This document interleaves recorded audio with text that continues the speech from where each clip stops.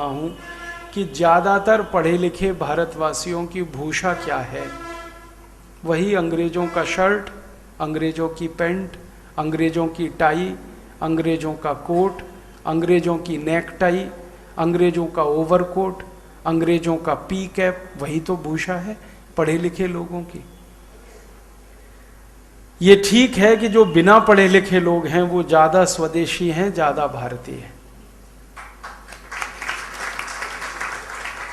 और वो शायद इसलिए ज़्यादा स्वदेशी ज़्यादा भारतीय हैं कि वो पढ़े लिखे नहीं हैं।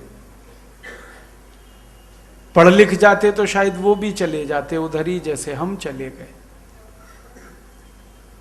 तो हमने जो आज़ादी लाई उसी में खोट है, उसी में अधूरापन है, और वहीं गड़बड़ी है।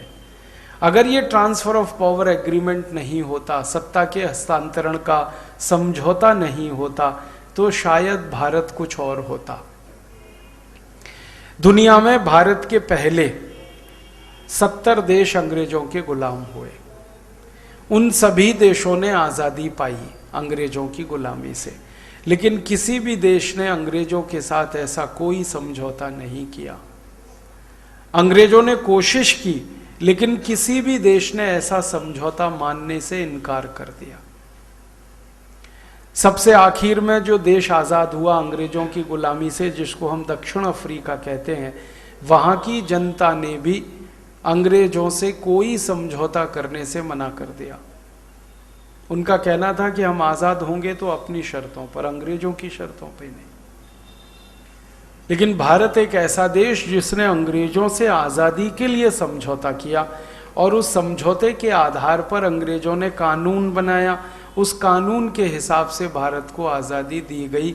उस कानून का नाम है द इंडियन इंडिपेंडेंस एक्ट। 3 जुलाई 1947 को ये कानून ब्रिटेन की संसद में पास किया गया, और उसके बाद भारत को आज़ादी दी गई। अब जरा सोचो तकनीकी रूप से कि किसी कानून के आधार पर हमको आज़ादी मिली है, कल को लंदन की संसद उस कानून को वापस ले ले, रद्द कर दे, तो क्या होगा?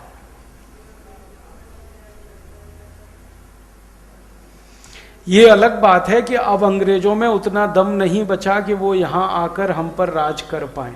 वो बहुत कमज़ोर हो गए हैं, देश बहुत कमज़ोर हो गया है, सारी दुनिया में उनकी दादागिरी ख़त्म हो गई है, सारी दुनिया से उनका दबदबा ख़त्म हो गया है। ये सही बात है, लेकिन तकनीकी प्रश्न है वो ये कि कल को इंडियन इंडिपेंडेंस एक्ट अगर रिपील कर दिया जाए, जिसके आधार पर आपको आज़ादी मिली, तो आपकी हैसियत क्या होगी? बहुत गंभीर प्रश्न है। और ये जो इंडियन इंडिपेंडेंस एक्ट है, इसी की जड़ में है हिंदी राष्ट्रभाषा ना बने। इसी की जड़ में अंग्रेजी ही भारत पर लदी रहे, इसी की जड़ में है।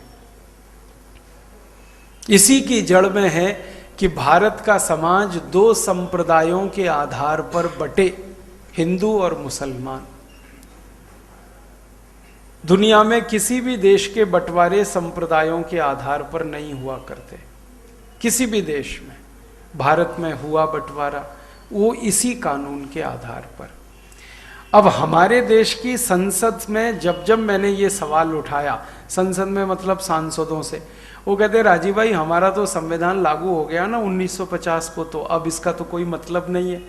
मैंने कहा आप तकनीकी रूप से ये कह रहे हैं कि हमने संविधान लागू कर लिया तो अब इसका कोई मतलब नहीं है, लेकिन क्रियात्मक रूप से तो सब कुछ वही दिख रहा है इस देश में जो लिखा गया है।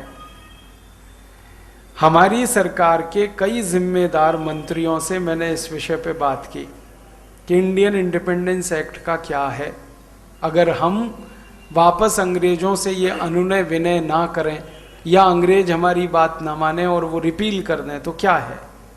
तो कहते हैं जी हमने तो संविधान लागू कर लिया 1950 से अपना, तो ट्रांसफर ऑफ पावर एग्रीमेंट की जो कंडीशन है वो आपने ख़त्म क्यों नहीं की इस देश में? एक तरफ सरकार हमको समझाती है कि भाई हमने 1950 26 जनवरी को अपना संविधान लागू कर लिया, अब ये ट्रांसफर ऑफ पावर एग्रीमेंट जो है वो निष्प्रभावी है, ठीक है, मैं मान लेता हूं आपकी बात सच है, तो ट्रांसफर ऑफ पावर एग्रीमेंट की कंडीशंस क्यों लागू हैं इस देश पर? ट्रांसफर ऑफ पावर में लिखा गया कि अंग्रेजों के